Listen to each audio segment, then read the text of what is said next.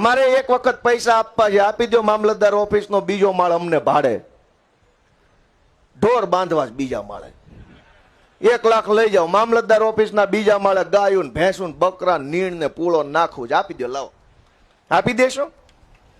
Collector office ના 3જા માળે અમારે રેસ્ટોરન્ટ ખોલવું છે, આપી દો અમને ભાડે, હાલો ગેસ્ટ હાઉસ ખોલવું છે. જે લોકો કલેક્ટર ઓફિસે કામ કરાવવા આવે ને એક ધકે કામ ન થાય ને રાત રોકાવું હોય 3જા માળે હોટલ ગોપાલભાઈ ઇટાલિયાની, આપશે ભાડે? તમારા મકાન નહીં આપો, તમારી બિલ્ડિંગો તમારા મકાન નહીં, ખેડૂતનું પડાવી લ્યો. કેમ? તો કે સરકાર કંપનીની છે, સરકાર ખેડૂતોની નથી.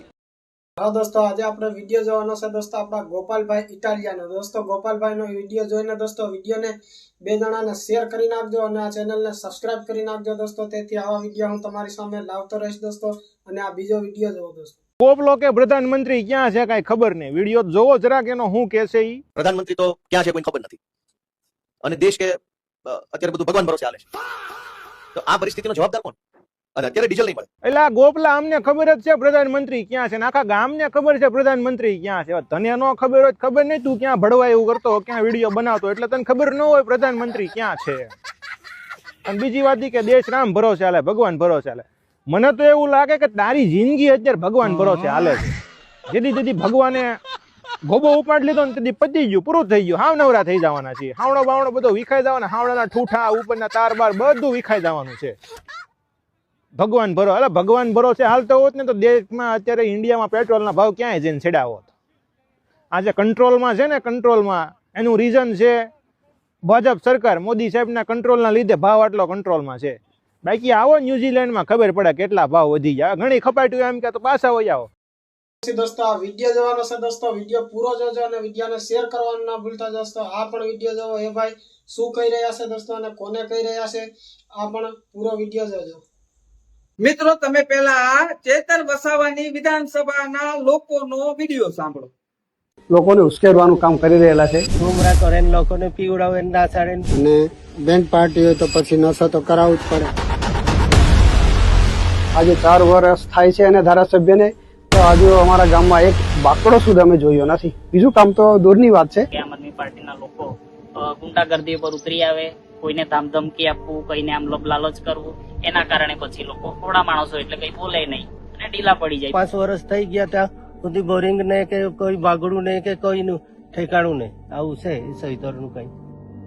યુવાનોને ગેરમાર્ગે દોરવા માટે તો એ બહુ બધા પ્રયત્ન કરે છે. ખાલી નશામાં નાખે છે, દારૂ, જુગાર, સટ્ટા ને એ બધામાં નાખે છે ને બેન્ડ પાર્ટીઓ વાગીને નાચાડે છે છોકરાઓને. કોઈ સપોઝ હું ઊભો છું એમને અગેન્સ્ટ કે કેમ આ વસ્તુ થાય છે, તો એને રાત્રે ધમકાવો, ચપ્પુ લઈને ને ક્યાંક સાઈડમાં ધમકાવો. જેની અમે જ્યારે બી આ મેટરો બન્યા તો એનું પોલીસ સ્ટેશન જે સાગબારા, તમે અત્યારે ઇન્ચાર્જ PSI છે લત્તા સાહેબ, એમને પણ આનો ઉલ્લેખ આપેલો છે. અને જે આપણા SP મેડમ છે વિશાખા ડબરાલ મેં, એમને પણ જાતે મેં પર્સનલી એમને મળીને એનો ઉલ્લેખ આપેલો છે.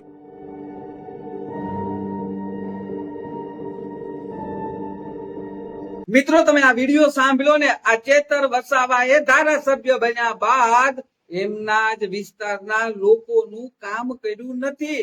આ હું નથી કહી રહ્યો, આ ડેડિયાપાડા વિધાનસભાના જેને ચેતર વસાવાને મત આપીને જીતાડ્યો હતો એ લોકો ખુદ પોતે કહી રહ્યા છે.